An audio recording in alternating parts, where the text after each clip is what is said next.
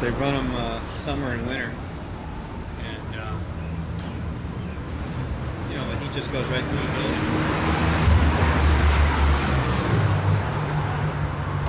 They freeze in the winter, and they roast in the summer. You just look at the condition of the building.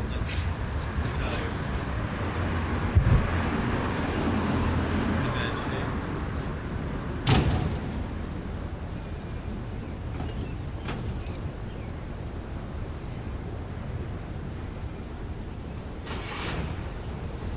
Part of the story is how little how little we've reinvested in our own industries. We've just kind of given up and let the money go elsewhere. Then you go through and you look at these buildings, and there's no future. There's nothing going into it. All the money just goes somewhere else. Capital flight. Let's go talk to some union workers.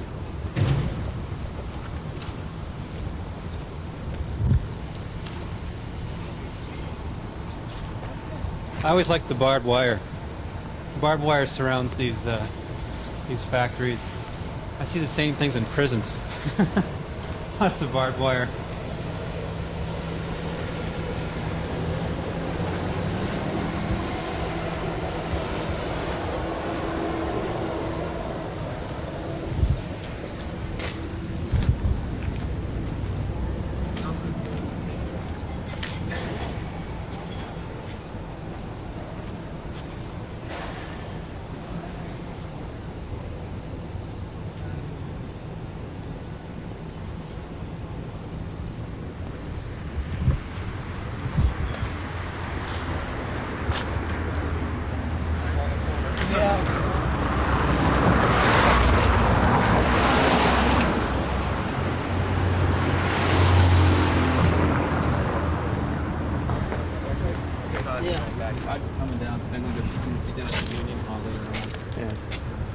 I wanted to maybe ask you a few questions about what you're doing. Is Lonnie here? You know who Lonnie is? Where is he? He's supposed to be here soon.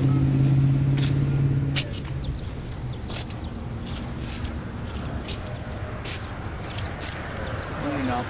Huh? As long as it's your time for me, and that's all I care about. Yeah. Well, then maybe we'll go down to the.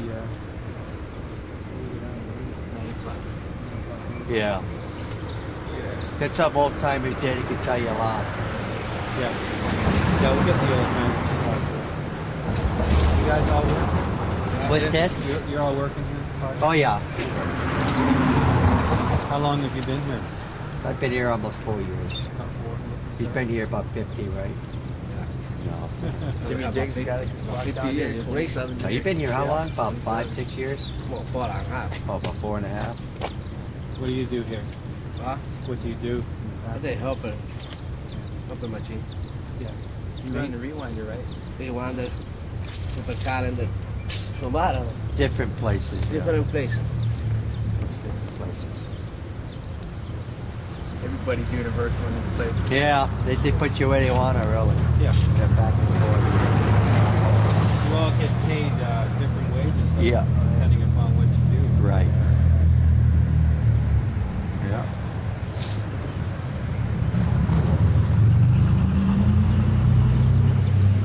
What do you spreading? Benefits mostly. The race part's no big deal, really, but when it comes to health insurance and Yeah. taking people who've been here 20 years and they have 5 weeks vacation coming to them. The company wants to take a week away. That's not right. People invest 20 years of their lives in a place. You're one of the younger guys I've seen Yeah. working in these Well, factories. I've only been here 3 years. Yeah. What they say that there's no new young workers coming into factories.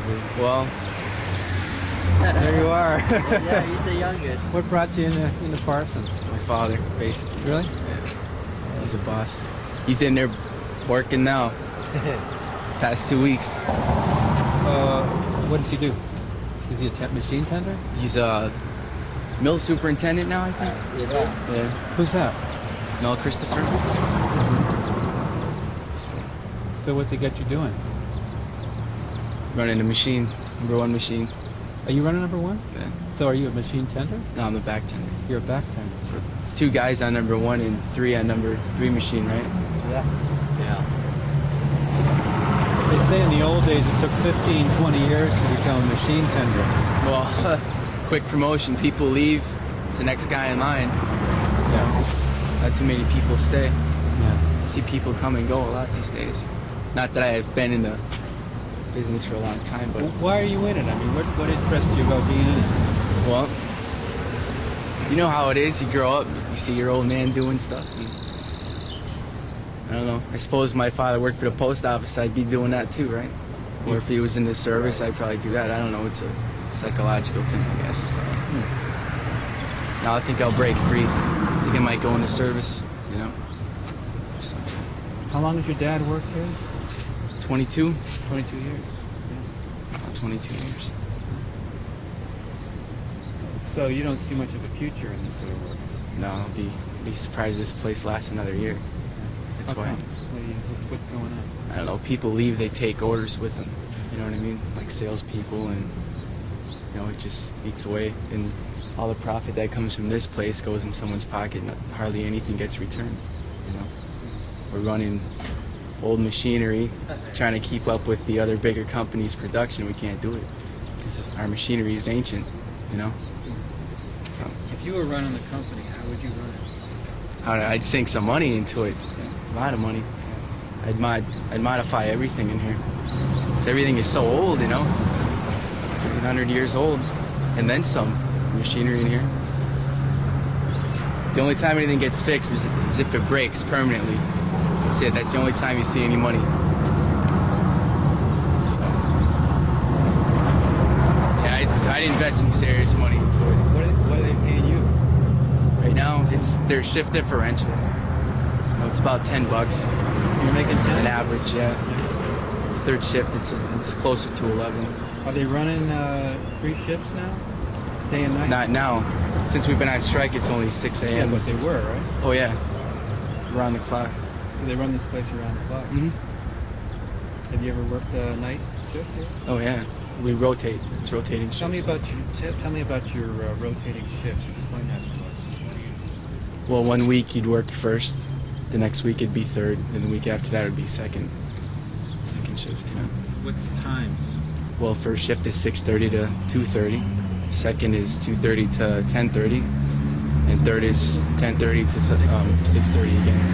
Now you don't stay on the same shift. I mean, as far as your sleep and all that. Oh no, you're constantly changing every week. Why do they change it so much? Well, people don't like being stuck on a shift, I guess. You know, it was in a contract. You know, people get sick of being on third shift all the time. Or the second shift is the least appreciated. You know, no one likes second shift because you're coming in at the prime of the day. You have no time to do anything. You go home, you eat, you go to bed, and you wake up, do a little bit, and go to work.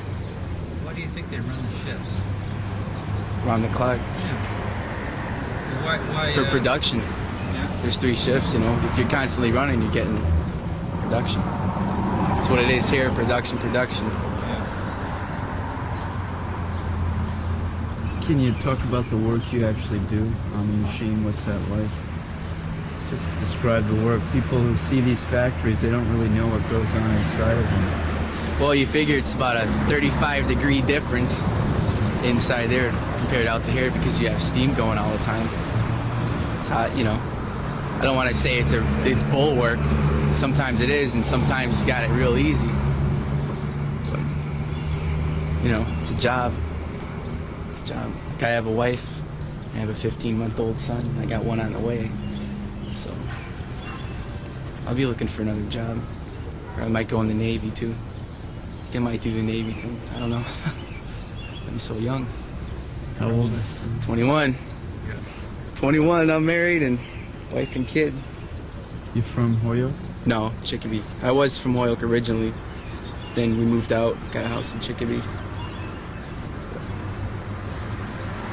What do you do on the machine? Just describe the work that you do in tending the machine. My job is just making sure the paper dries good enough, making sure the rolls stay tight and straight, you know. machine tender checks caliper. You know, takes. You'd have to go in there. Like when we go back, you have to go in there and see what it's like. It's hard to explain. You know. I've been through the mill. I've taken pictures of. Oh yeah. You know Rudy Piotrowski? Yeah. Rudy's been there since he was born, for God's sake. Yeah. And Ray Boudry. You know, I've taken their pictures in the mill. These are true paper people. Yeah. The ones that have been here over, you know, it's in their blood. And if this place closed, I mean, they know nothing else.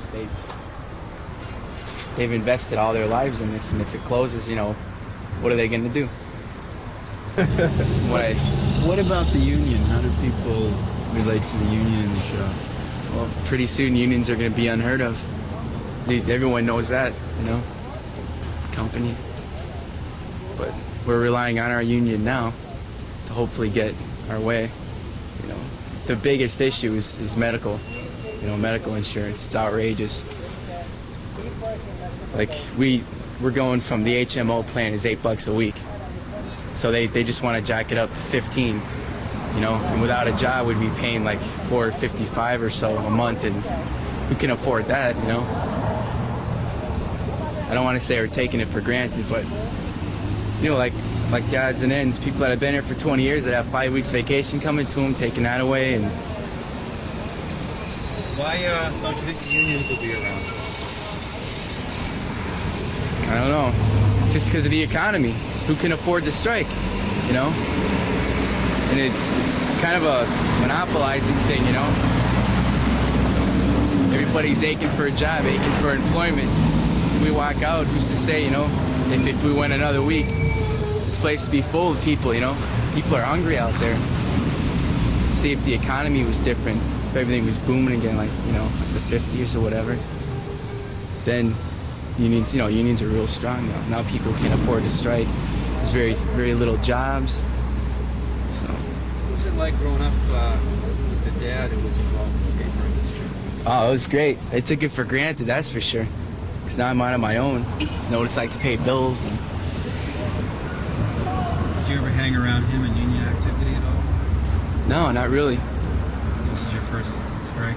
My first one. Hopefully my last. That's for sure. This will be it, though. There definitely won't be another strike. I tell you, unless the economy really shapes up. So, Why do you think this is it? well, the way the economy is going now. What are your friends? What kinds of the people you went to school with? What kinds of work are they doing? Where have they gone? A lot of them are in grocery stores, you know, working. A lot of them went into the service, too, you know, right out of high school. My best friend, he went in there. He's doing good. But I chose a different path. I got married, and I wanted to settle down right away. But it'll all work out for the better.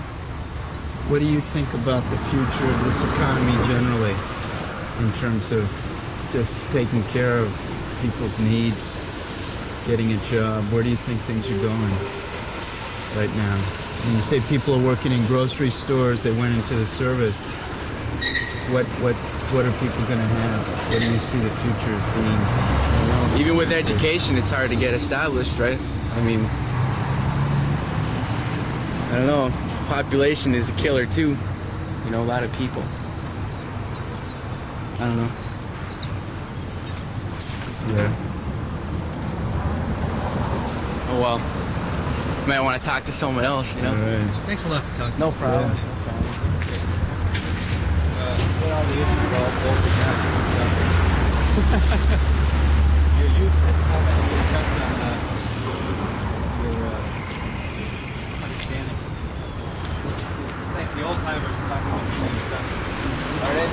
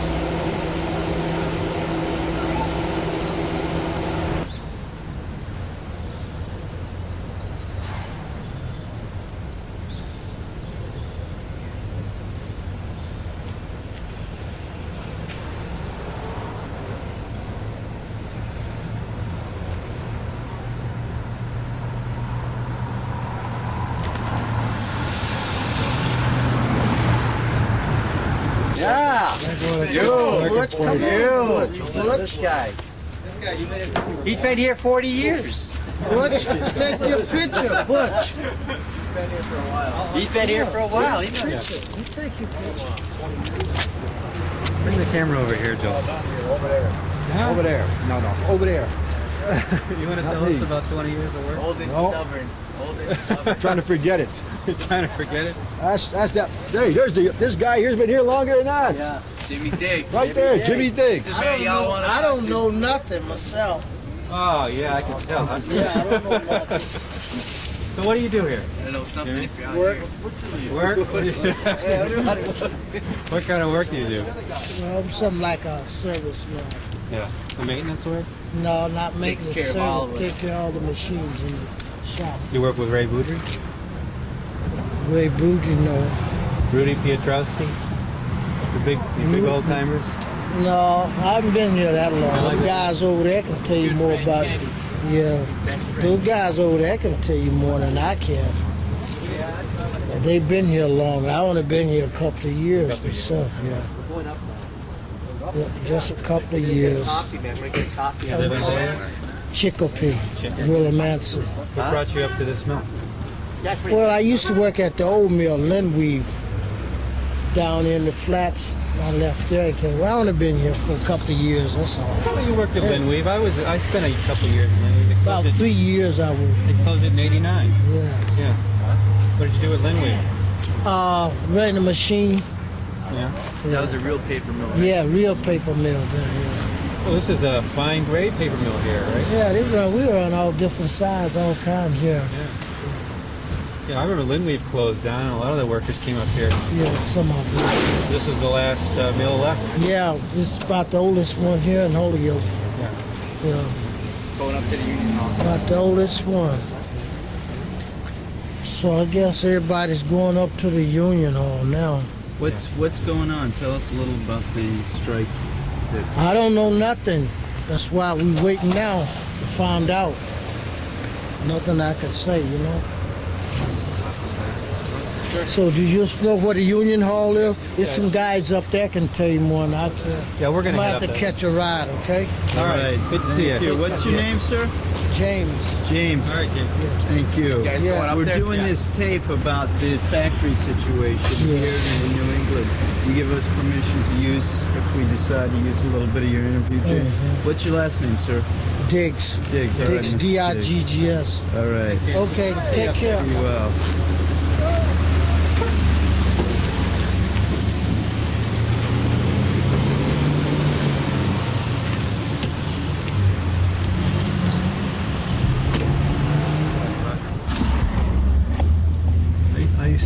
I used to photograph it at Linweave before they closed it in '89. I was in there. It took us better part of a morning just to get permission for me to get into that factory. The owner was paranoid, and he didn't want me in there taking pictures of anything. But I hung around with the union president, and we finally sat down and talked with this owner. He's asking me who I was married to and who I was working for, and he was very concerned about me taking pictures inside that factory. Of course, they closed it right after I went in there. And They closed the factory? Yeah, they closed it right after I got some of the last pictures made at Linweave, which is a pretty important paper mill. You'll see Linweave paper still around a lot.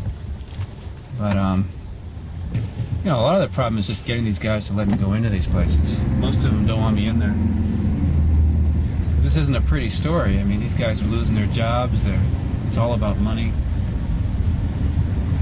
And they don't want anybody to know anything about it, really. They just as soon it happen quietly and, you know, no publicity.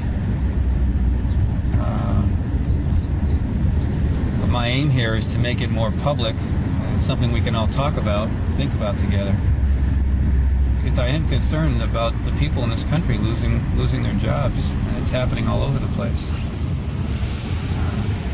Holyoke is sort of a microcosm of United States urban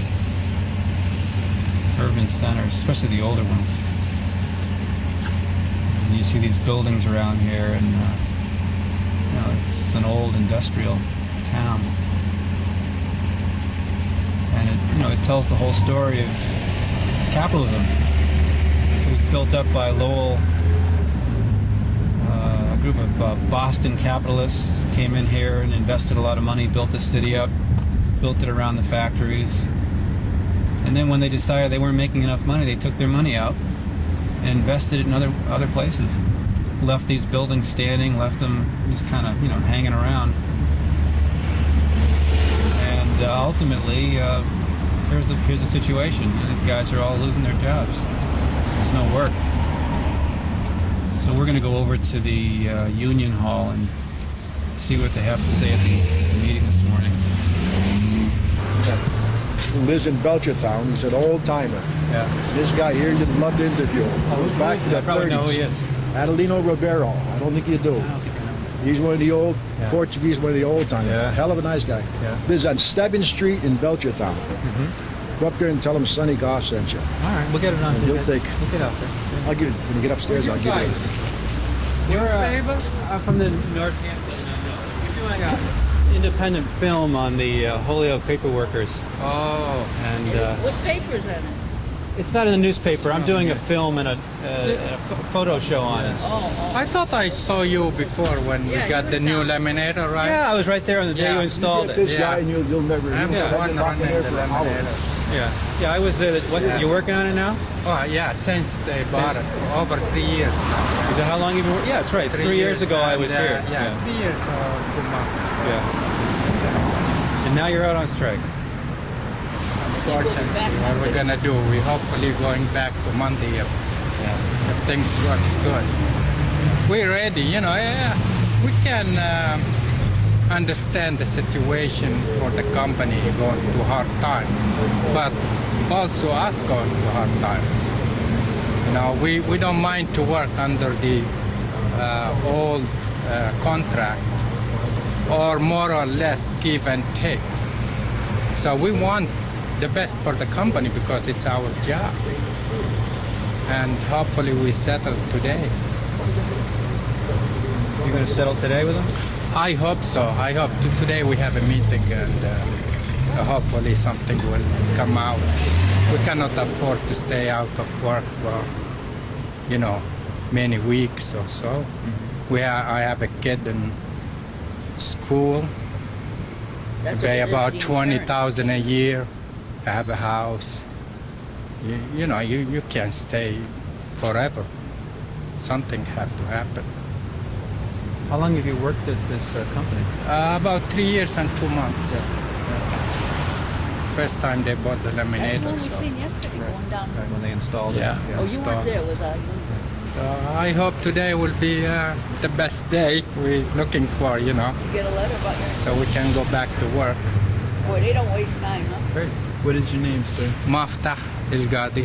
Where are you from? Originally I'm from North Africa. I've been here about 25 years. What brought you to Holyoke? Do you live Well, here in Holyoke? No, I came, when I came I went to school here, so then we stayed in Holyoke. I got married, I have a kid going to Holy Cross now. It cost us a fortune, you know. It's tough, but now we hope things will work for the better, Ask this lady what she does here, because I took No. your picture. No, I took, no, this one. What? Well, I took your picture the other day. Yeah. I got a nice picture of you, by the way. I'll bring it down. What do I look like? No. Very nice picture. What do you do at the company? I'm in a finishing department.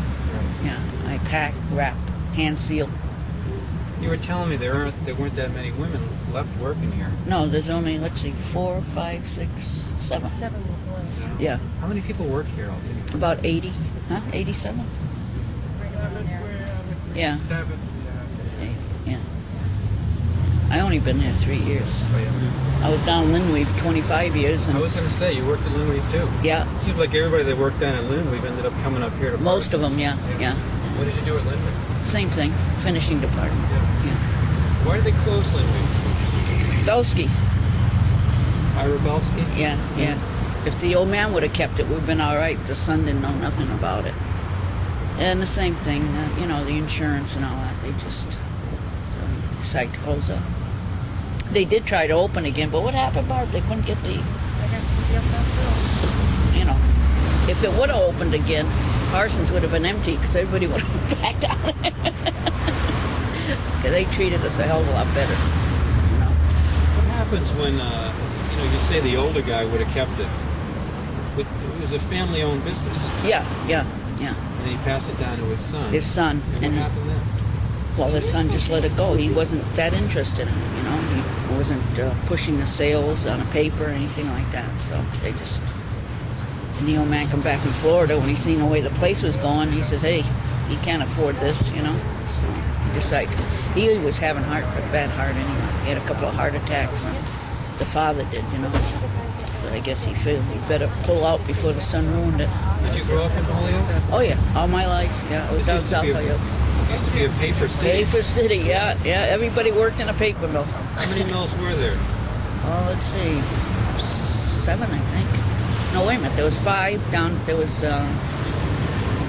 American Writing, Parsons, Hamden Paper. Yeah, about 7 or 8. A lot of paper mills. Yeah, all paper mills. Now Parsons is the only paper maker around here. Is this also the first union? I understand this is the first paper makers union in the country. Oh, I don't know that. Yeah, it is. Yeah. Number 1. Yeah. Go away. You got it now. What do you do, by the way? I work in the rag room and the finishing department. I work between both. Are you a rag? Yeah. Remember Ellie? Thanks, Jane. Ellie Thayer? Yeah, I sort of took her place. Did you? I was Yeah. wondering who took her place. Yeah, I took her place. Yeah, she's part of this project. I've got her already. Yeah. Yeah, I seen the last book you did. I you have see one. that? Yeah, Oh, you got a I have copy? one. Oh, great. Yeah, Ray gave me one. Wonderful. I got a few with me today. How do you like working in the rag room? Actually, I don't mind it. What do you do? Tell us what you do. Sort rags. They're huge bales. It's sort of like looking for the needle in the haystack. Anything that is not 100% cotton, you chuck. You told me they used to find buttons. They used to cut the buttons. Oh, we find everything, including people's discarded lunches. I'm not kidding. Yeah. Mostly tape, pieces of machine. What's the air quality like in there?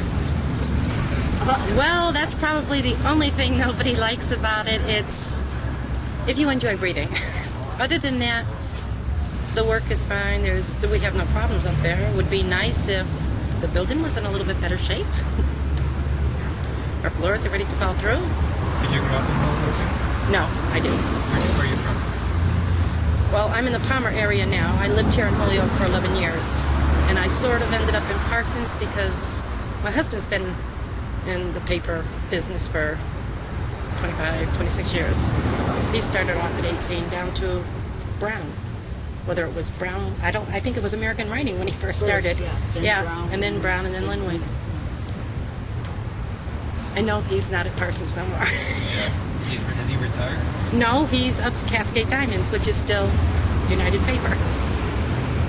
So, I guess everybody we know seems to be in paper one way or the other. Well, the paper Once city. you get into it, you Right. stay. You follow it everywhere. So, What's the future going to be for the paper mills here in Holyoke? They're gone. I would say they're all done. Sunoco's about the only one that's still going. You They're know? not a fine grade mill either. No, They're a no. board mill. Yeah. So after Parsons goes, I think that'll be the end of the paper, which I don't think will be too long before they fold up. The way it looks. Why do you think they'll fold? Pardon? Why do you think they'll fold? I don't know. They're not treating the people right. I mean, if these people can find a better job, they're gone. You know, the way they treat us, it's lousy. How do they treat you? Well, as far as, you know, they're not mean to us or anything, but as far as wages and insurance and all this, you know, they don't want to come across with nothing. So, go elsewhere. Like myself, I'm ready to retire, so, but I mean, these poor people here, you know, the younger ones, if they can find something, they're gone. In back knows this. That's where he went yesterday. Whoop! So what are people going to do? I mean, what kind of jobs are people going to find? Anything they can, I guess. They're looking wherever to get a job, decent salary and insurances. That's it. Where can people go around here to get that? Not here. I don't think they'll find here. They'll have to go like Connecticut or somewhere else. Because every day in the paper, some place is closing, your trucking companies, everything, So, I don't know. I just wish they were all old enough to retire. And then maybe we'll lose that too.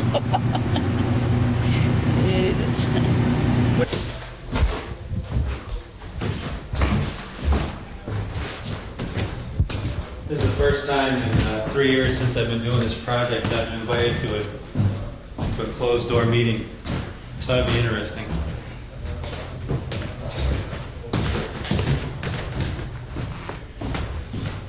Hi, gentlemen. How you doing? Here we are.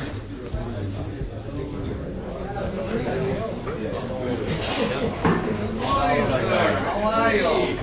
Get this on tape. You gotta get this. Get this guy on tape. This guy never gets his picture anywhere. Poor guy. Never gets his picture anywhere. He's in the, his picture is at the Henry Ford Museum. The brand new $6 million museum. You walk in there, there's this life-size Rudy Piotrowski standing there staring at you. In front of an old number 3 machine. That's why they scare everybody away. Good to see you. They finally got down to a union meeting. I don't even work there. No, you don't even come to see anymore, Mr. Boudry. Is he here today? Yeah. There's another man right there, Ray Boudry. These are the guys, these are the old timers. Yeah. Let me talk to Ray. Ron, he's the new international rep. Ron, nice to meet you. Nice to meet you. Yeah. Well, I've been following these guys for the last 3 years now. I started down at Linweave. And I guess today's a big day. Yep, it is a big day. We'll see what happens today. We'll see what happens today. Did you bring Mr. Kuba his book? I did. I got his book. Yeah. You're safe then. Is he going to be here? Oh, he'll be here. Yes, he'll be here. Very good. Very good. This fellow's been around for what? Too long. Too long, huh? Retirement's coming. He's worked in every paper mill there is, I think. Oh, no, not all of them. Come on, I'm not that old. I wasn't here in '84. Tell me, this is number 1. Yep, local one. Is this really the first union in the country? This was the International. Why was it formed here in Holyoke? Because that's where the agitation started for the shorter work hours. Really? This is where the paper industry was. This was the capital, the paper city of the world. Did the industry actually begin here, though, in Holyoke? The industry, no. But this is what became, the center for the paper industry. Most of the fine grade paper made in the world was made right here in the city of Holyoke. There was 26 paper companies. Mm-hmm. There were more paper machines and more employees in the paper industry than any other place. That's why it became known as the paper city of the world, Holyoke, Mass. You changed your name. You used to be... Oh, they've changed me to International? Yeah. It's changed a number of times. It used to be Eagle Lodge, as I remember. Yeah, it was the Eagle Lodge Local Number 1. And then when they merged with the finishers, it became UPIU Local Number 1. Right. This is the last paper mill in Holyoke. This is the last fine grade mill. It was the first and it was the last. Yeah. Oh, there's Mr. Piotrowski. Mr. doesn't come to see you, Mr. Boudry. How come? Huh? Who doesn't come and see you? Like Michael, I talk to Michael on the phone all the time. Oh, do you? Oh, yeah. Good talk. Last time when I talked to him on the phone when you were on vacation at my house. Yeah. Remember? Yeah. Is there enough light over here, Joel? Yeah, I mean, We can walk in there. There's more light in that room if you want. Mr. Boudry is going to retire, and I don't know what I'm going to do. I might stay a little bit longer. I don't know. I'm ready to go too, but I might stay a little bit longer. Yeah. Maybe till Christmas. Maybe we can. I don't know. on a big trip this year in the fall in the weekend. Well, I got my passport already. Where are you going to? You go back to Germany? Did you do that trip? Did you try? No, I didn't. I could go now, but I didn't ask for. They're willing to give me vacation if I want to. He said, if you don't people give me a retire, and I said, well, I didn't decide it yet.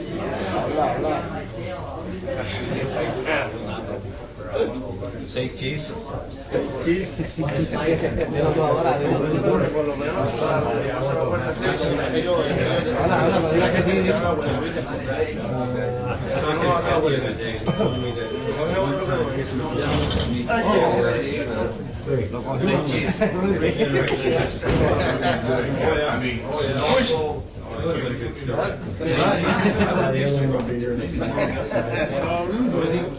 ¿Qué vamos a trabajar? Para carajo, bro, ya nadie está viniendo. Ya nadie está apareciendo allí. Yo siempre voy de noche. Yo siempre voy de 11 a 3. ¿Y eso que estoy trabajando? También.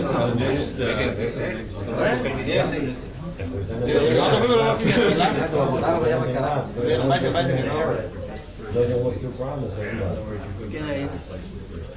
At one time, tell us about the various ethnic groups that worked in the city. Well, it started with the Scots. They were first Irish, French, Polish, now Spanish. But right now, for the in the manufacturing, the majority. No, there is no majority anymore because it's broken down now between French and Spanish.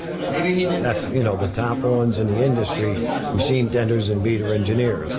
It's between French and Spanish. It's starting to change. But there used to be jobs. Oh yeah, there was jobs. Now the Spanish are facing a little different situation. Yeah, no, not really. We got a vice president here who's a real good kid, smart kid, and he said to me, Ray, I got to find myself a job. He said, I'm going to go look, and I said, you got the best thing in the world going for you. I said, you shouldn't have no problem whatsoever. He said, what the hell's the best thing in the world going for me?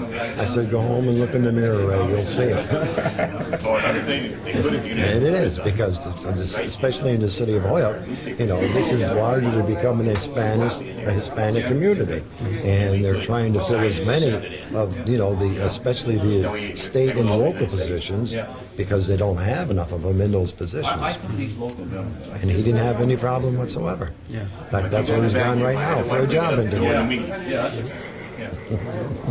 In the old days, it was the Irish, because the Irish ran the city. You were Irish, you didn't have no problem getting a job. That's what happens. So now the city is sort of trying to have its power wrested from itself. Yeah, there is a battle going on within the community, and to try to get more of those people who are becoming at least half the population involved in the process, and that's only natural, and it isn't that easy because you got to motivate people. You know that. Half the people in the country don't go and vote when there's important things to vote on. So what they're in the process of doing is trying to motivate their own people to become interested in the community. And, everything takes time. But Ray Ortez, he's one of the families that's been here. I think he said he's been here all his life. So, but he never learned the power that he has by being the nationality he has because of the changes which are taking place in the community. Not only in the school department, but in the police department, and in the fire department, everywhere. And like I tell all the young guys, I shouldn't say it, there's no future for you in the paper industry anymore, so you might as well look for something that's a little bit more stable. And it ain't going to be in manufacturing, because that's a dying thing. Why is manufacturing a dying? Why do you think it's a dying thing? What's going on? I think a lot of it has to do with, you know, all of the imports which we allow to come into our country. You know, these are working people. You know, they don't earn that much money a week in the jobs that they got. They're lucky if they take home $180 a week. So when they go to the store and they got to buy clothes for their kids, are they going to look for those that have a union label, which you know and I know costs more? Are they going to look for something where they're going to be able to stretch their dollars? They're going to look for something where they can stretch their dollars. It's sad, you know, but it's true, Mike. But it's the story. It's the story. They get like 40 hours a week. That's it. Places small. Some people make a lot more. You know, because what they got for an hour. Get all the people. Let's go in there, Joe, and have a look. I think the light's a lot better in here anyway. It's the story. Go on. All right, we're going to head in. You mean you don't want to grab your seat, Ray? So let me ask you, I lost my seat. what's the future going to be here? I mean, what do you see the future for young people coming up today in terms of getting jobs? What's going to happen? What's it going to be? It's going to be a sad state of affairs. You know, in the old days, anybody who came in, all of the, you know, the immigrants who came into this country, they didn't have that problem because there was all kind of jobs, textile, paper, cotton company, every kind of a company that you wanted. Today, the manufacturing base in the United States is disappearing. There isn't going to be any place for all of these young people who are growing up, and there aren't that many service jobs out there. And who can live on a service job, and how many professionals can we make room for? You know, and unless somebody starts going back to the basics of basic manufacturing, things that are needed, it's going to be real tough for them, real tough. What do you think what could that bring about in this country? What kind of situation would that create? If we don't get manufacturing back again, what do you think that... It's going to create a welfare state. Everyone will have to be dependent upon the federal government in order to survive, because there just aren't that many, you know, jobs out there now, and they aren't being created the way that they were created in the old days. You know, my own personal feeling is a good portion of the blame belongs to the federal government of taking the incentive away from manufacturers to, you know, to start up businesses. It's a sad story, but you know, all the studies that you see that are being done today about what's happening to the manufacturing base in this country, it's the same thing everywhere. It's just disappearing, and it's not being replaced. It's being replaced in some portion by service jobs, but how many of those can you, how many McDonald's, how many Burger Kings, how many nurses, aides, you know, there just aren't going to be enough of jobs. There just aren't going to be. Okay, I'd like to call this meeting to order. Let's go. Get up.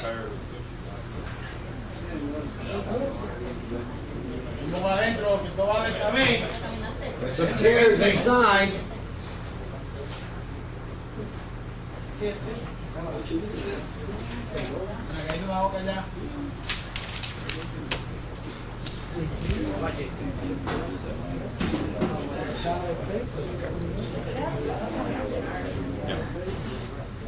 Okay, all you guys can hear? Hardy back there. I know, I see him back there. Can't see ya.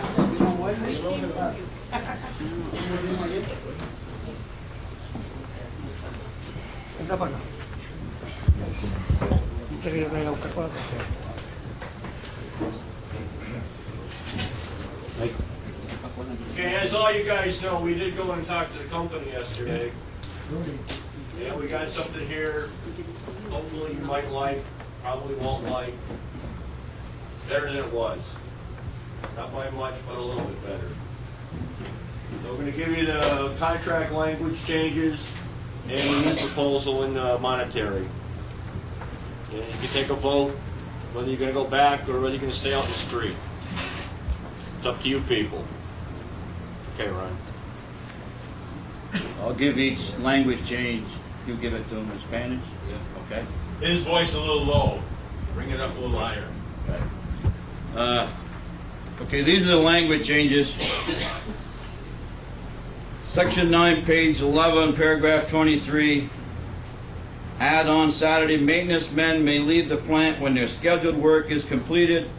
The company's intent is not to work maintenance employees beyond 3 p.m. unless required by an emergency. Quedaron buenos con la compañía para que la gente de mantenimiento, de maintenance, puedan estar hasta 3 y pueden ir para abajo, no tengan que estar disponibles, cambiar lo que sea una emergencia. Anything that really doesn't involve, he doesn't have to interpret it. That's only for maintenance and. If there's any questions as we go through each one of these, you ask on that specific item, it'd be much easier for us. Section 9, item 23, change in shift hours for maintenance department will now read, when maintenance work is scheduled, maintenance crews will work from 7 a.m. to 3 p.m. This will include one 10-minute break in the morning and one 20-minute break for lunch.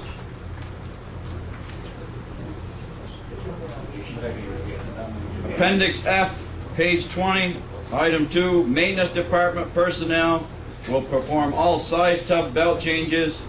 Decal edge changes will also be performed by the maintenance department with assistance from the number 3 paper machine crew. Section 12, item 32, add finishing department to shorthand pay. Effective June 1, 1993, the trimmer and trimmer helper will receive shorthand pay when conditions arises. Okay. Okay? Estaba hablando ahí, lo que tú estabas pidiendo, Jorge, que ahora para adelante en el departamento de finishing, cuando necesiten un shorthand, lo van a tener. Que antes no lo tenían, ahora lo van a tener. ¿Sabes qué significa eso, verdad? Que no existe una persona para coger el sueldo ese supuestamente está y lo dividen entre los que están ahí. Eso no lo tenían, ahora lo tienen. Here's a question. Like if they go from 3 people to 2 people, they make up the They make up a difference. Like it's 3 people, there's supposed to be 3 people, one's not there, so they take that out. The person's getting, supposed to, the third person's getting paid, and instead and then divide it. Give it to the 2. Thank you. Okay? If you would do a little less talking, it's going to be a little easier for us up here. I'm sorry, but it would be. Discussion on company policy regarding paying employees for time spent seeing company doctor to return to work. In the event Dr. Bajwa cannot see the employee for a return to work, employee will be sent to Work Connection Holyoke Hospital for return to work release. Que antes se mandaba uno al doctor Paso para que te regreses a trabajar, pero si no puedes ir ahí, pues se te van a mandar a Work Connection para que puedas empezar a trabajar. Esa bobería eso ya existía. Si te mandaban a un sitio, te mandaban a otro sitio. Okay. Appendix C, page 37. A list of proposed weekend work will be posted by Thursday of the work week unless an unforeseen emergency occurs, which will require weekend work. Uniforms for all employees are optional. Uniforms will be made available to all employees at a cost of $4.50 per week. In the event the employee does not pay for a period of 4 weeks, service will be discontinued. Que ahora nosotros tenemos la opción de tener un uniforme de la compañía como tiene lo de mantenimiento. Va a costar $4.50 como le cuesta a ellos semanal. Son como how many uniforms? 4 weeks. Te dan 5 uniformes y te lo lavan por $4.50. Rudy, co mówisz, że 4 weeks to jest ta odwania, rentują, rozumiesz? Jak nie będziesz płacił 4 tygodnie, to oni to skasują. Ja. They pick up half the cost of the maintenance department. No szybko mówię. Or did they change that? Tym płaci się kopania, a się rozumiesz, a później jak przez 4 tygodnie nie będziesz płacił, to oni cię zabierają. Section 26, page 33, the company will make available on a voluntary basis one pulmonary test for new employees, and existing employees will be tested every 2 years. Que ahora para adelante van a tener testes que hacen de los pulmones. Realmente mucha gente lo que van a hacer, a todos los empleados lo van a hacer. y va a ser como una vez al año. Y más importante eso para la gente que está aquí hablando como la porquería esa. Y cada parte lo van a hacer. Effective June 1st, 1993, number 1 paper machine and number 3 paper machine will be considered separate departments. Para los que estaban en la máquina grande, que ahora para adelante los departamentos del primero y el tercero van a ser separados, como lo querían. Effective June 1st, 1993, meal allowance of $3 will be made each time an employee is required to work 16 hours during a workday. The meal allowance will be paid at that time. Si trabajan más de 60 horas, pues usted sabe que ahora para el peso lo que coman. Section 18, page 16, paragraphs 43A and B will now read, employees who are on an involuntary leave of absence for up to 18 months will be governed by the following. A, leave for industrial accident, no seniority law. B, leave for illness or off-the-job accident, no seniority law.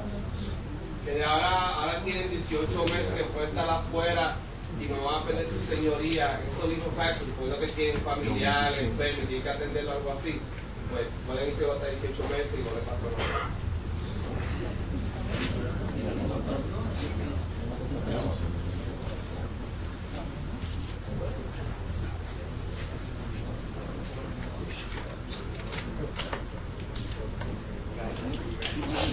Remove from the existing contract the following. These are in the back of your contract. Appendix B, Appendix D, and Appendix E. They no longer really pertain to right at this specific moment, so they agreed to take those out.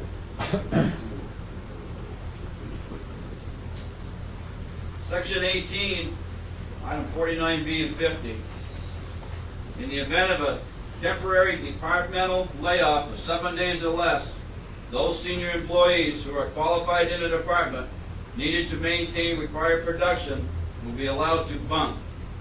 Should there be no required production during the period of layoff, all employees of the department will be temporarily laid off. Recall. A seniority employee displaced due to lack of work will retain recall rights for which he or she is qualified for a period equal to his length of service, but not to exceed 2 years. Any employee who does not accept recall within 24 hours following delivery of a certified or registered letter to his last known address as found in the company's records and fails to report to work within 7 calendar days after delivery of such letter shall be terminated. Upon return to work, the employee shall receive all benefits under this agreement. Ron, why don't you give an explanation first as to what that really means? You know, take all the garbage out of it and explain to them what we did. We eliminated that word, classification. We eliminated the word classification.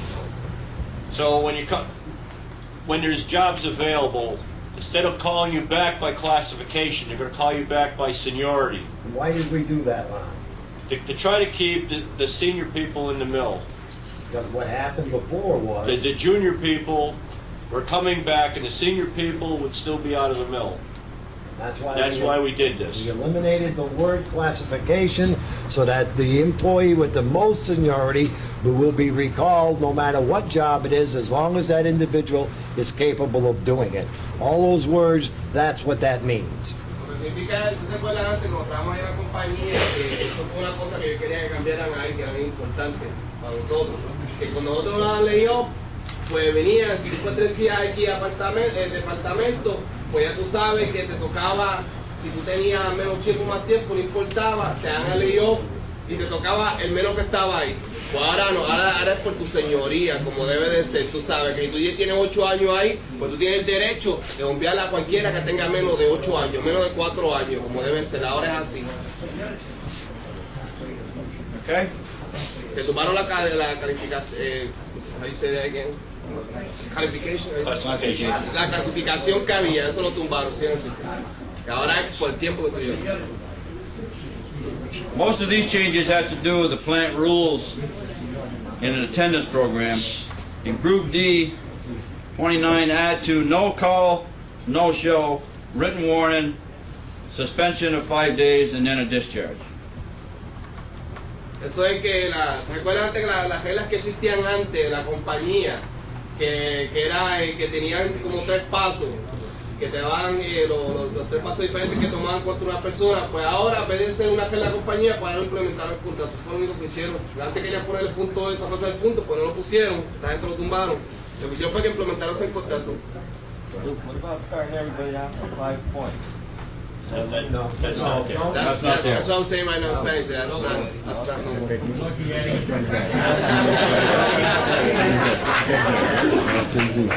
You want to start at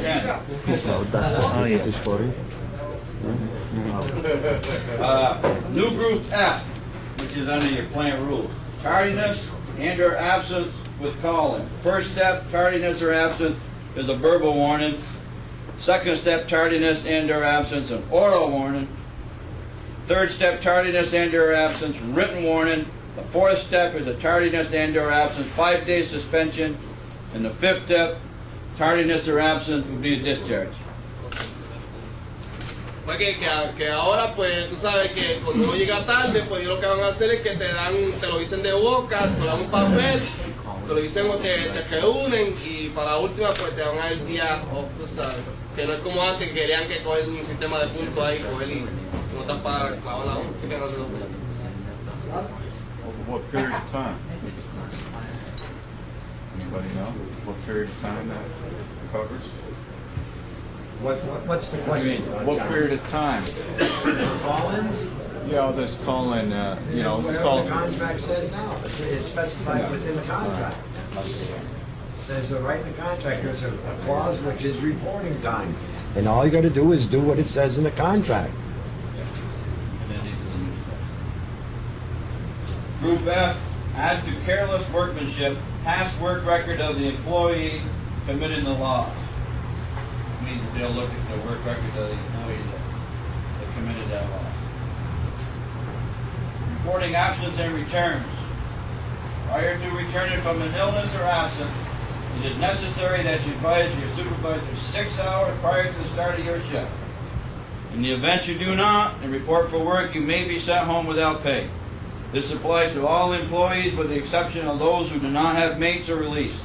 They must call in at least 30 minutes prior to the start of their shift. Una persona con un accidente tiene que llamar 6 horas antes o si no lo mandan para la casa. ¿Ah? Eso es inaudito porque si tú un accidente antes, media hora antes de entrar a tu casa, al trabajo, ¿cómo le vas a llamar 6 horas antes? Yo quiero decir cuando vas a volver a trabajar. Sí, cuando vas a volver a trabajar. O sea, que tienes que llamar a la compañía antes de volver a trabajar, ¿entiendes? Y ellos te quieren allí, que aparezca allí como si nada. Jose, what's the question? What is it? ¿Qué fue Morales? Dilo otra vez, ¿qué fue la pregunta? Yo entendí que había que llamar antes de uno faltar al trabajo en cuestión de un accidente o algo así, pero que nadie va a tener el tiempo. Uno tiene un accidente y no sabe a qué hora es.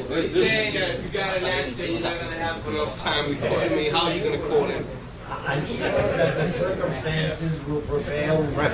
If he's in an automobile accident on his way to work, you know, don't worry about it. Que esas son unas circunstancias así, tú tienes que darte cuenta, por humanidad, sabes que por eso no te van a reprimir porque tú tengas un accidente. Bueno, imagínate, cuando un accidente, pues tú no vas a tener ningún problema porque tú sabes que después vas con la compañía, vas a tener los testigos de esa vaina, que tú no vas a tener problemas. Hey, can I listen? Loosen up. Hey, you got to understand that the company made a proposal to the local union, which was called a positive attendance program. And the positive attendance program was something that the committee felt the union and its members could not live with in any way, shape, manner, or form. In order to eliminate that positive attendance program, which he made reference to about starting with 5 points, the union and the company sat down and discussed the mill rules and the areas where there were problems. And what you're hearing is the end results of what is replacing the positive attendance program. It's an expansion of some of the mill rules and a better understanding as to what they mean so that there is no misunderstanding. Now they're going to apply these mill rules as they have in the past But the purpose of doing that entire thing was to eliminate that positive attendance program, which is not a part of this package. It's gone. And what he's reading you is the end results of negotiations to try to get something which was palatable to the union and palatable to the company. Okay? Reporting absence and returns. That's at 6 hours, okay? Change penalty points to read.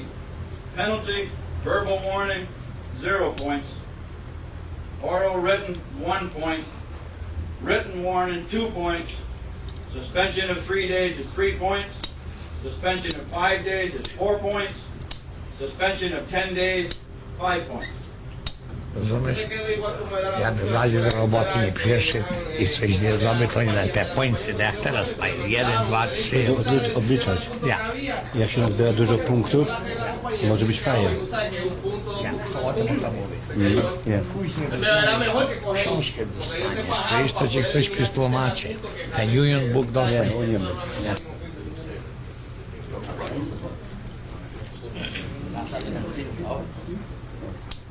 As for the union, yeah, as for the copy, yeah, make it easy. Also on that, they extended the time limit on some of these, where your 5 and 10 day suspension was 18 months, it's now 2 years. Rozumiesz to? Takes 2 years to clear it on a 5 and 10 day suspension. Jakby 5 dni miałeś odrzucone z pracy, rozumiesz? To przed tym ciągnął rok i pół, żeby o to zanotowali, a teraz do 2 lat jest. 11:30, general mill serviceman 770, and a janitor 770. Chávez Olá, que se fue Eddie, le juntaron a él, a Papo, a Frankie, y yo no sé qué más está con ustedes, a Jerry, a ustedes se la juntaron porque creían que el trabajo que estaban haciendo no era suficiente, y a Eddie porque está haciendo el trabajo, pues a él también se la juntaron a él. La gente que más creen que era bien miserable. Pero los big helpers, ¿no había tampoco ahí? Big helpers. No. No. Just the 3 that he read. No existen ahí. Solamente esos 3 que escribimos ahí. Estamos sin rey ahí.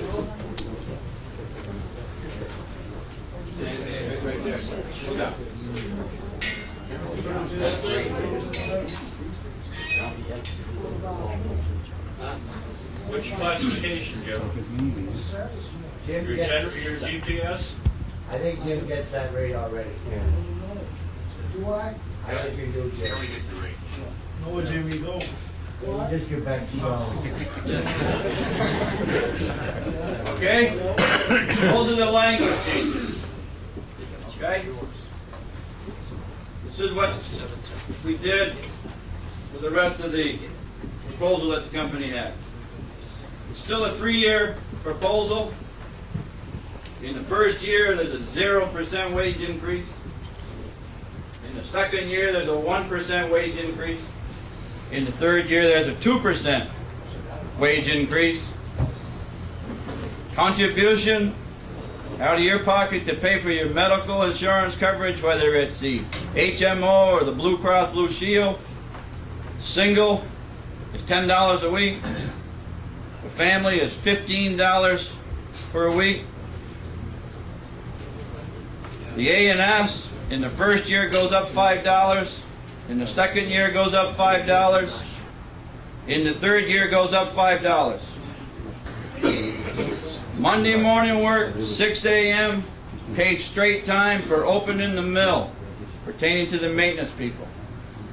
They have told us that the way they'll work that is they'll ask for volunteers. If they don't get the volunteers, then they will schedule the maintenance people on a rotating basis of people that are qualified. Paid straight time. Section 11, page 13, they're going to go from 1 year down to 60 days. If you're out on an involuntary leave of absence on workman's comp, you're only going to get paid the holidays for 60 days. After that, you'll no longer get paid for them like you were a year.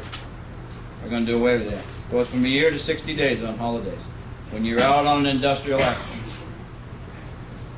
Section 8, Section 21, page 20, remove. Those conditions do not apply to maintenance employees.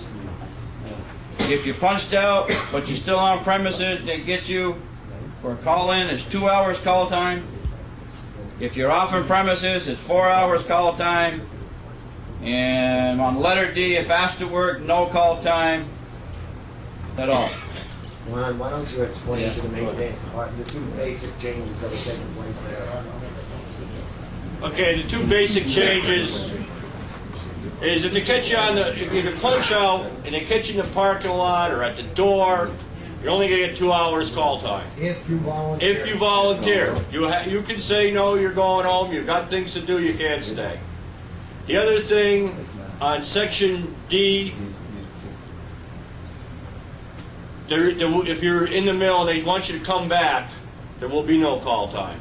If you volunteer. If you volunteer. All you got to do is say, no, I don't want to do it, I got something to do. If they call you at home, you still get your 4 hours. If they call you at home, yes, you will get your 4 hours. No change in that part of it whatsoever. It's not mandatory, though, right? No, all you do is tell them you got things to do, places to go, people to see. Lo que están diciendo es que de ahora para adelante todavía aplica las 4 horas que si llama uno en la casa de uno le pagan 4 horas. Pero si tú estás en la compañía y ellos te piden a ti, tú sabes que todavía está la compañía como el parking de la cosita diciendo, mira, que trabajar 2 o 3 horas overtime, tú sabes, te puede pagar 2 horas, ¿entiendes? Pero si te fuiste por ese momento y tú puedes negar a decir que no quieres trabajarla porque no te van a pagar ninguna, ¿entiendes? Okay. Pero que no es obligado a quedarse tampoco, tiene derecho a arreglarse si quiere. No es obligado a quedarse. What about the 16-hour deal? Is that still voluntary? I mean, if you got to stay, can you like just stay 4 hours, work for 12, and you call someone else in, or do you have to stay? I'm not talking about that, Tony. That mainly just pertains to the maintenance department.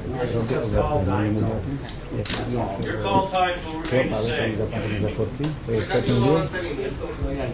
Okay? You have your attention again? Well, one item that we got the company to move on was that they took off the table the elimination of all premium time until you had 40 hours. You got all your premium time back. In other words, you work over 8, you get paid time and a half. All the premium time back. So just two. Que antes te trabajaban, más de 40 horas por overtime. Ahora no. Ahora volvimos otra vez. Trabaja 8 horas, trabaja 1 hora después, eso es overtime. ¿Entiendes? Que quieren su overtime otra vez para atrás. That's it. Yeah. Yes. What about the vacation? No, it's gone. Gone. If you have 20 years, you will still get your 5th week of vacation. The only things that have been changed. Why don't you talk? When we started off, I'm sure you all remember, we had an agenda from the company, I think, which had maybe 40 items of language changes, and there was an increase in the insurances for every year of the contract. It was going to keep going up. All that's eliminated. The only thing is going to go in effect is what you heard this morning. Everything else, forget it. The loss of the 5th week's vacation, that's gone. Forget it. They withdrew that. The increase in the insurance in the 2nd and 3rd year, that's gone. Forget it. Losing your time and a half after 8 hours, that's gone. The only thing that's going to go into effect, if you accept that, is what was read to you this morning. No other changes. That's it. Lon?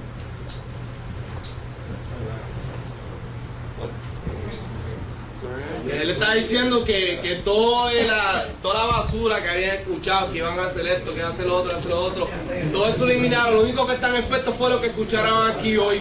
¿Entiendes? Que eso es lo único que está en efecto. Que antes, como en el seguro, como él está explicando ahora mismo, que querían cogerse el seguro todos los años, pues no, ahora solamente una vez lo van a subir y ya está. ¿Entiendes? Que todas las otras cosas que querían hacer, que Masuda y Kumor por ahí, Lo único que llegaron a cambiar fue las otras cosas que escuchamos ahí y el efecto se quedó igual, así que déjense llevar por lo que escuchen aquí, no lo que escuchen por los rumores, porque esto fue todo lo que se logró. If you have any questions, now's the time to ask them. Si hay Tell them. alguna pregunta, por favor, que hagas el momento, que hagan la pregunta.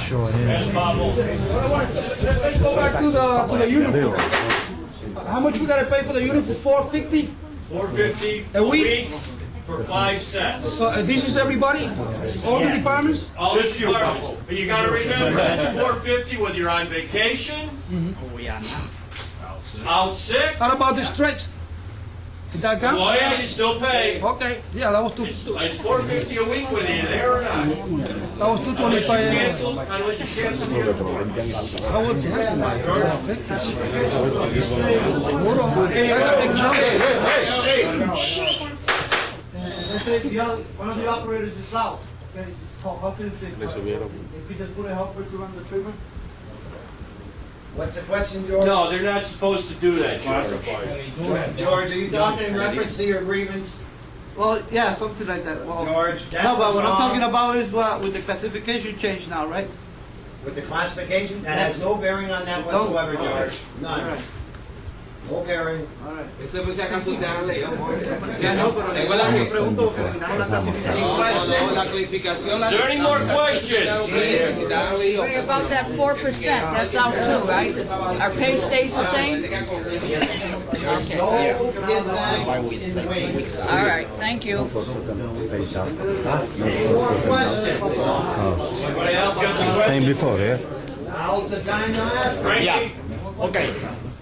This is going to be a good question. How about all these people that never showing up on the strike? Are you people going to get some action on that? Okay, if you people, if we go back to work Monday, none of us are going to get any money for being on strike because you haven't met the 14 days. Ron, let the international rep explain. Oh! Listen. Go ahead, Ron. Your game.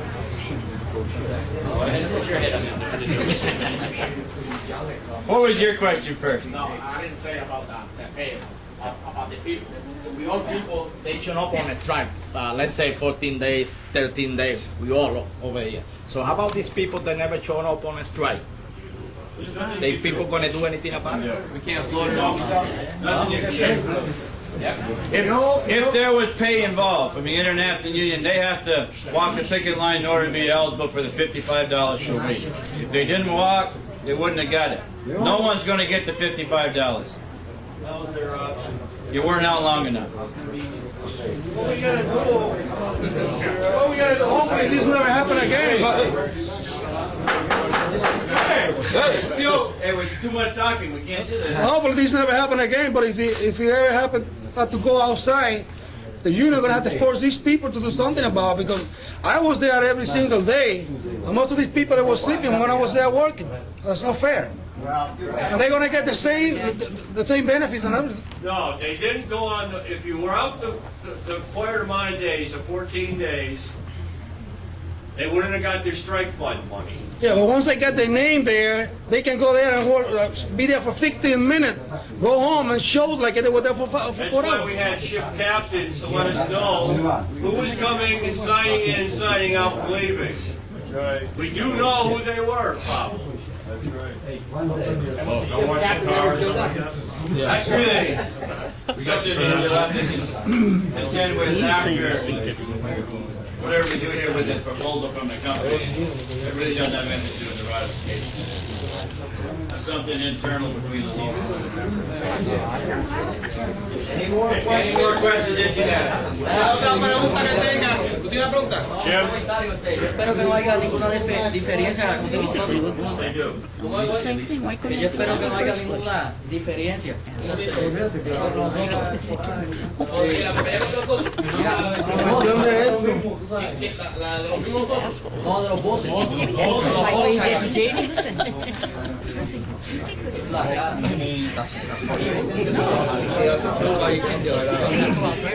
Dice que solamente si intentan eso, nosotros vamos a pillar otra vez, ¿entiendes? Que la unión todavía va a existir realmente, así que cualquier dólar, pues ese es el problema, ¿viste? Uno de los problemas más grandes que hay aquí es cada vez que un jefe te llama de la oficina para hablar acerca de tu trabajo, pide un representante de la Unión que esté ahí presente, ¿viste? Para que así ellos no se escapan con eso. Porque si ustedes no dejan eso pasar, pues entonces ellos se creen que ellos gobiernan por encima de ustedes y ellos no gobiernan por encima de ustedes. ¿Entienden? Okay, any more questions? Listen. Depending upon what happens with the membership today, if the membership votes to go back to work, the union president is going to make arrangements for the contract negotiating committee and the executive board to sit down with management to discuss repercussions because of the strike, to make damn sure that all of their foremen understand that there's to be no repercussions against any member. That's already been discussed. It's going to be taken care of. If it happens, you just go and report it to your union. But there will be a meeting if you vote to accept this with that specific item being discussed by the union, the international representative, and the company. Le está diciendo que ahora, si nosotros votamos ahora, ¿verdad? Para que la compañía, con el contrato, que no se preocupen porque el presidente va a invocar a los del comité y a los oficiales de la Unión para ir a la compañía, para hablar con todos los países, estando ahí y decirle a ellos que no se atrevan a tomar ninguna cosa contra nosotros, porque entonces vamos a ir hasta lo último y se van a meterle mucho lío. Que cualquier cosa que tengan que hacer con ustedes, que recuérdense. Por eso que está la Unión, no han tomado otra vez. Tienen un problema, llamen a una empresa de la Unión. No llaman a la oficina, llamen a una empresa de la Unión. Que eso no va a pasar. Dan, you got a question? You accept the contract and everything. How are we going to find out if we're going back to work? Don't tell me that after your vote. After your vote today, you'll know.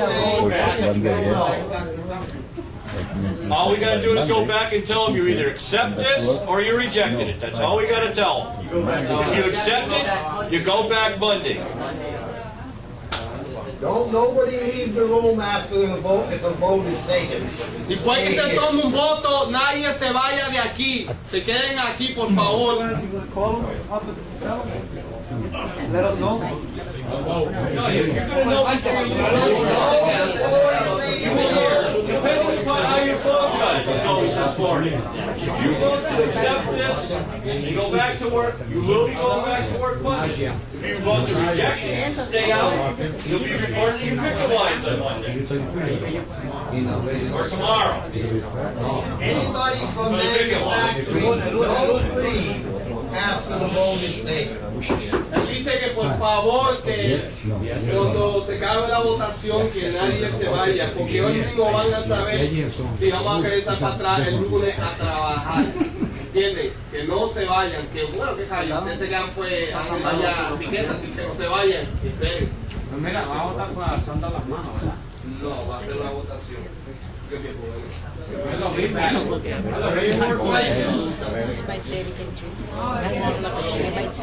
Let's do it. I vote accept. No, wait a minute, but you can't do that. Yeah, I know that. Hey, if there's no more, is there any more questions? No?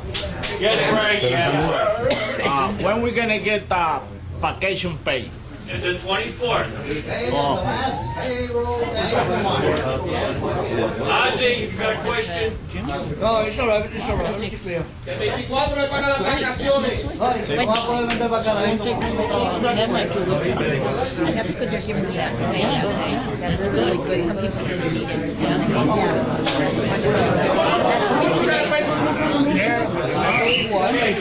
wonderful. Listen up, let's do the important stuff, you guys. Okay, on a family plan, it's $15 a week.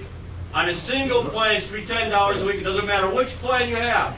Remember, come the first of the year, if you want to get off the Blue Cross and Blue Shield plan, that's the deductible, the 80/20. You got to do it at the first of the year. It's not going to. It's the only way you're going to get it any cheaper is to go to the HMO. You won't have to pay the deductible.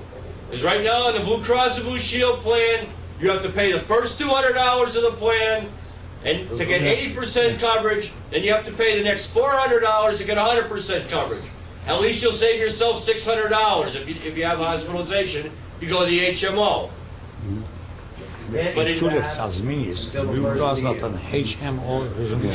Para ustedes que tienen plan ese, cual tiene 200 de deductible, que lo mejor que pueden hacer es dando daño que se cambien.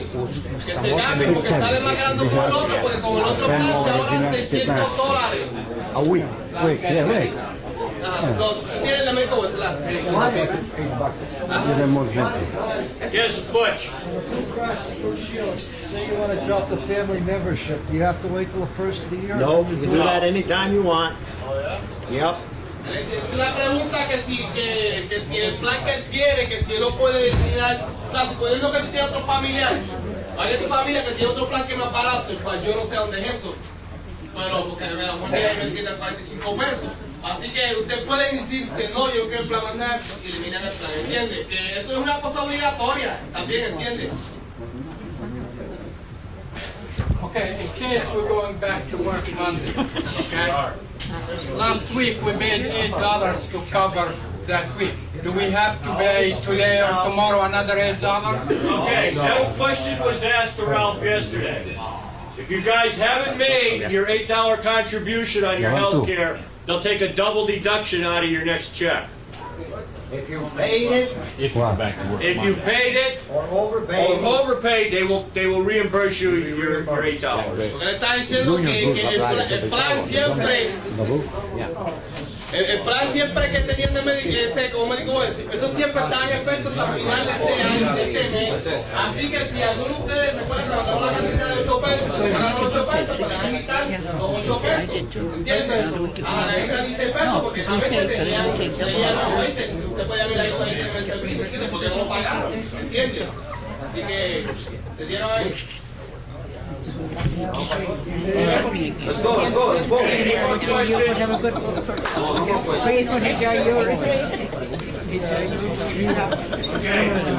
Angel, you got a question? Yeah. Now's the time to say it, Angel, if you got it. Yeah, he's talking about the rotation shift. That once they're gonna go back to work, if they're gonna keep rotation or they're gonna stay steady. That's up to them, you know. The week after next week, you will be rotating. unless the individuals between themselves can reach an agreement. That provision is still in the contract. There's a provision in the contract that says, except in unusual circumstances were agreed upon by the mates, you can work fixed shift. Those old agreements are gone, but the provision is still in the contract. So if the mates want to work fixed shifts, all they have to do is agree amongst themselves, go in and tell the boss, me and Mike have made arrangements, whereas I'm going to stay on nights, he's going to stay on days, fine, no problem. It has to be cleared with your supervisor. Next week, na drugi týždeň, mi będą zmieniać shifty. Jak ty robisz na rano, to drugi tydzień będziesz robił na popołudniu. Wszyscy tak będą robić? Wszyscy. Później, jak ty z kimś się zgodzisz, co ty możesz robić i on chce, żebyś ty robił jak robisz, rozumiesz? To możecie się zgodzić. A jak nie, to będą rotuje. Yeah, morning, afternoon, and night. We said everybody from manufacturing stay after the vote.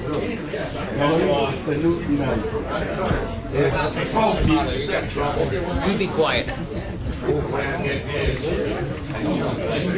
Well,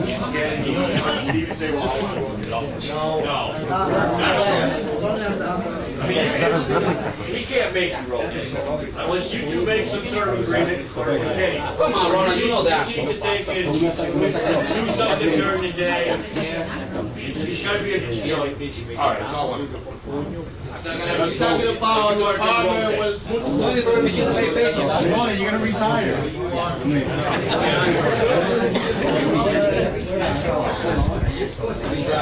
Okay, we need a motion. I make a motion to take a secret ballot. Secret ballot. Okay. You brought the check out? Yes, It's going to take longer to take a secret ballot than a raise of hands. What are you saying in the motion? Sonny? Raise of hands. We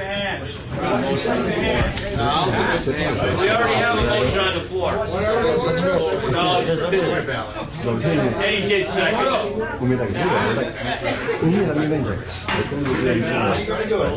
There's already a motion made and seconded. Let them get the discussion, then let them vote to see if they want to withdraw that motion. If they want to vote by secret ballot, they turn it down, then they go to the board. Okay.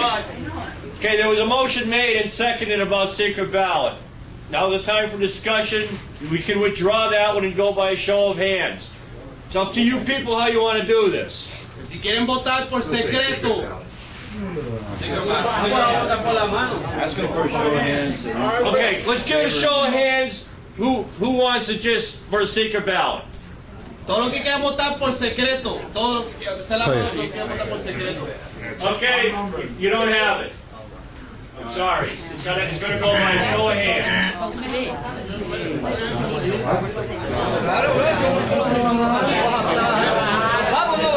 Okay, listen up. All you people that want to accept this contract and go back to work Monday, now's the time to put your hands up. Okay, you guys are going back to work Monday.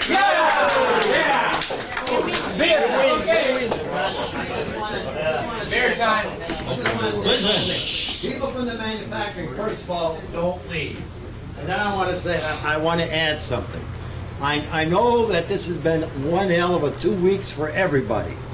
And, you know, it's been tough for everybody, including a negotiating committee.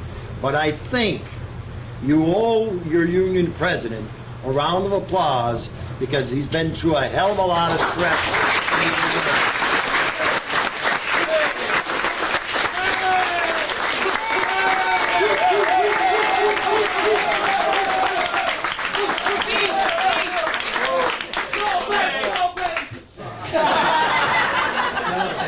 Okay, I'd like to thank each and every one of you guys personally for showing up on the line. I know it was a hell of an ordeal. I know we baked out there. I mean, I got the sunburn to prove it. I know a lot of us were unhappy.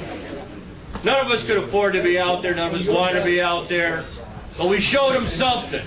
And we ain't going to take their bullshit. And without us, they ain't going to get too far in that mill.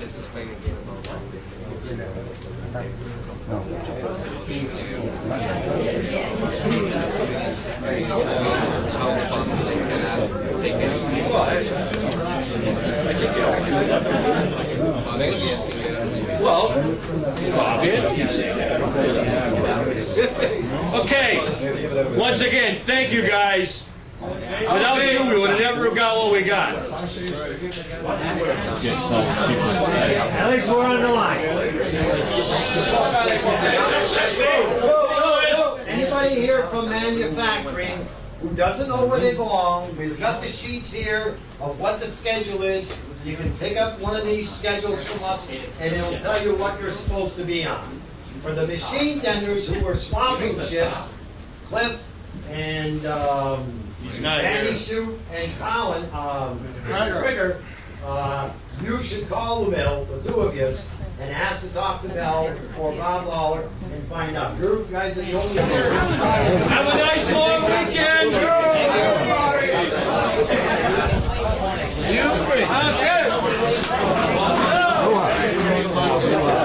don't tell him. Don't tell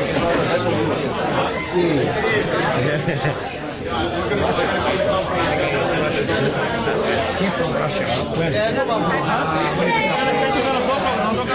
I do speak to him in Russian, but I do have trouble.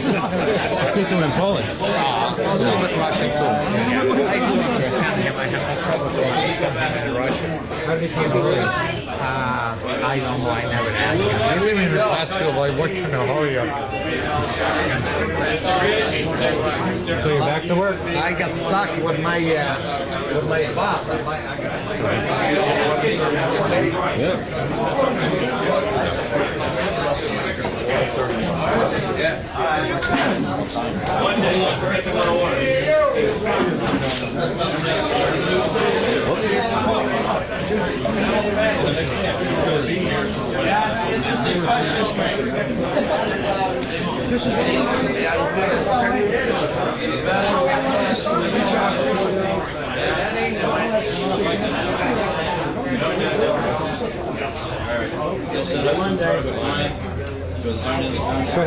Great question. Hey, That book what's up? that was circulating around. We're gonna have you on. Oh, I just gave you a copy. Might have one right here. Yeah. Spending all your money, Time to go back to work again. 12-hour days. You're in 12-hour days.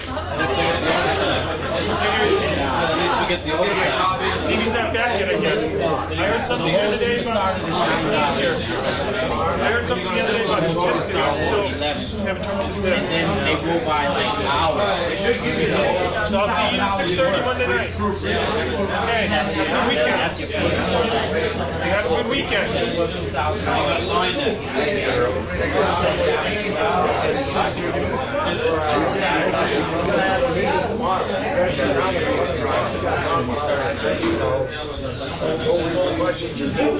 Okay, thank you.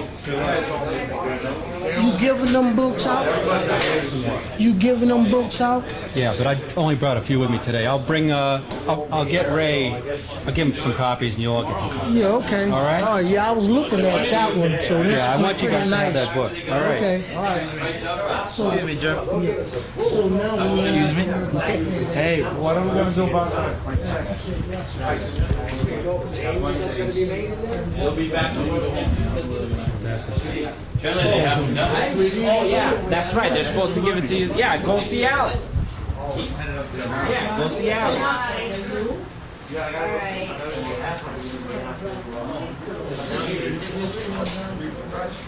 Get it? Good possibility, That chick your whole executive board and everything, right? Yeah, that's what he wants. He's gonna have his full Yeah. executive board, and normally the Yeah, company you're gonna brings pick in, it up and I'll pay you. we've gone through this before. Normally the company will bring in all of their management's people, and there'll be the full executive board for the union, and they sit down and they go over the whole thing and, trying to iron out any problems that they think might occur, and they come up with an agreement that they sign, that there won't be any repercussions. Did you sign an agreement today? Yeah, we sure do. Sure do.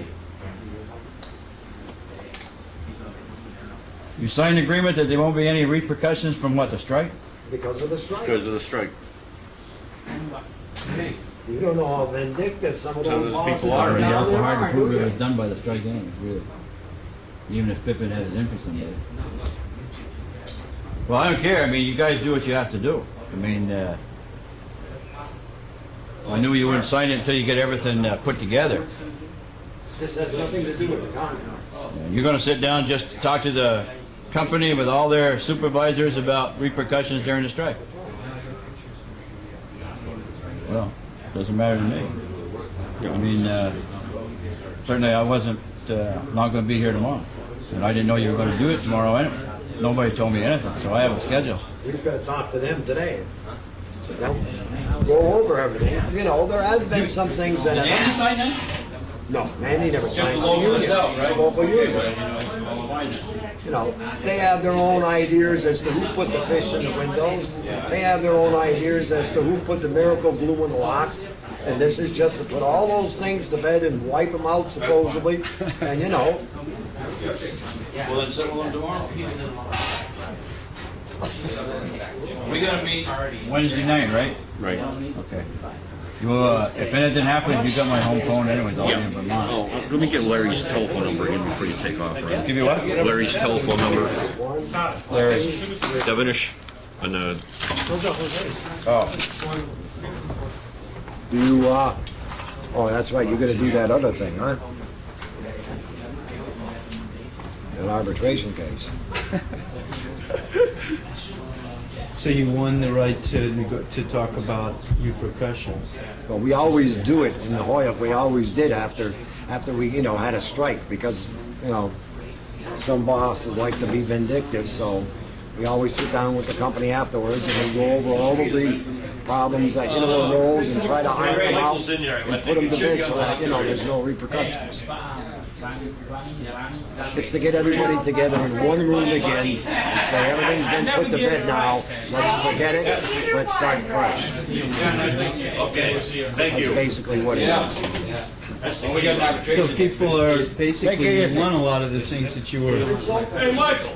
Well, they gave us a number of pages that had concessions, and you know, when we started, we were 12 feet down in the hole. Now we've ended up where we got our head out of the hole anyway.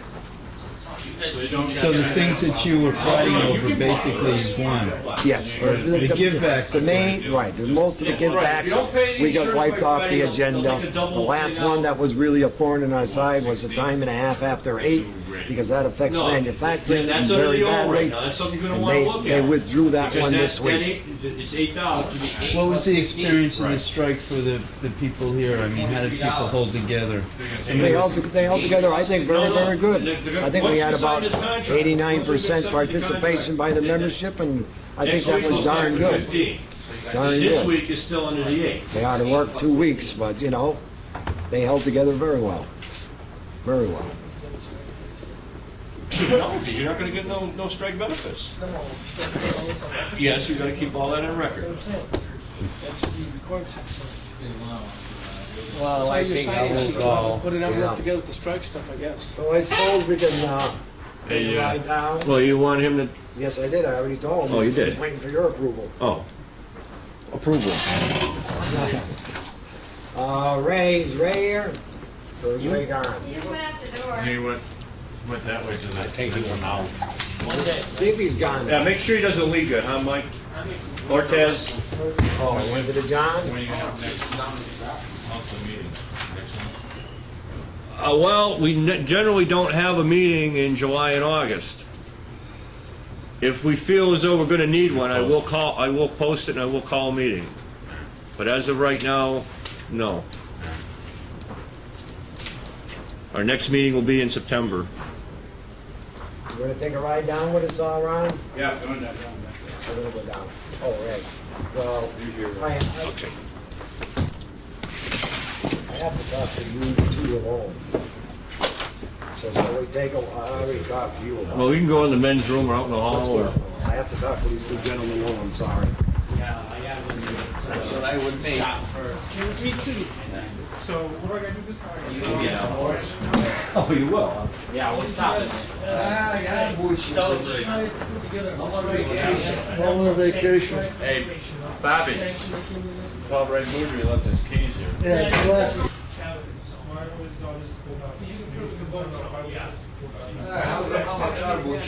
Okay? No more trouble? That's what I asked you last time. How come? Yeah, but not Polish. She spoke Polish. Mostly. Would you believe me?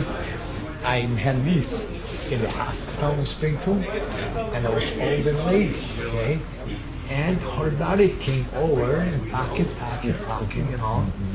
And I'm listening. Who's going? Just you three, right? These Okay. I'll meet you down there. I'll park out front. Yeah. See you down there.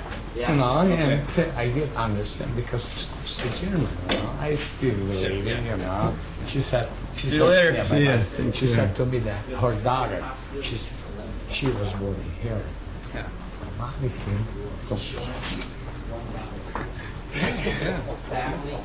She said, how do you know? I said, I can tell you English people. I know. Yeah, she was born here, but her mother was older lady. She was not under 80, okay? She was Jew, but she was Polish. I say, I am Polish too.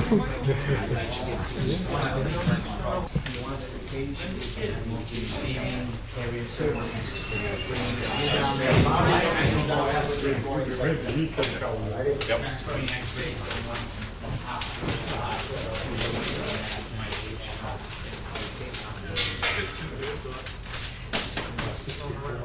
Well, I'm maximum 60. Will be 65. July 20.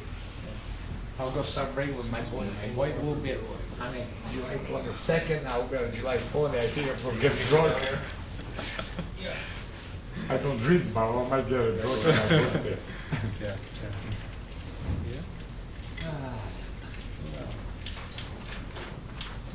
Yeah. get out now, go to his house, work for UPS, all you busy, that's how remodeling now, when they have my house. We got some money. I'm spending money. I say, hey, when I go get paid, my manager, you see that, with those slips on the side, I'll take them. I'm just kidding, whatever. I'm just kidding. This guy's got quite a story here. You spent some time. Spend where? You've been all over the world. Well, no, not that. It's better than their last proposals. We were really hoping to get the same contract that they signed down in Pennsylvania, where they took off all the Blue Cross and Blue Shield charges, but they weren't going to do that unless they stayed out longer, and none of us could really afford to stay out any longer, so it's best if you go back. Yeah. So you're following in the footsteps of a pretty important union president there. Yes, I am. I got big shoes to fill. I'm sure I hope I can at least halfway fill them. Yeah. Where's halfway?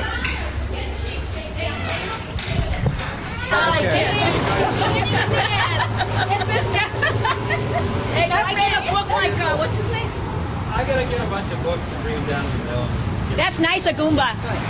We like it. Yeah. Am I gonna get Do you know when that came out? He didn't know about it. I went to show it to him, and he says, "I don't have one of them." He didn't even know about it. He was in the About it. Oh, he was tickled pink. Yeah. I'll get you some more copies. The university's got all. How you doing? Paper industry for years and years. Okay, I'll get you a copy. Super, thanks. And also, I was telling Rudy that in spring. Let's do leg. Let's do leg. That's the queen of Parsons, right? Oh, indeed. She's the queen of sorting. It always amazes me when we find people that have worked in these mills for 38 years, and you're one of them. And look at her. Yeah. Huh? Terrific. You should see her work. She still works wonderful. Where did you start working? Where? Yeah. In Holyoke? Yeah. Parsons wasn't my first job. I worked for the Light Cabin. And I worked for the Julie Comforters on Bigelow Street, where they made sleeping bags and stuff Are you like one that. of the original Irish workers? Come over, yes, right. Did you come over from Ireland? Yeah. Yes, she did. Why did you leave Ireland? Poverty. Like you left Poland? No, not really.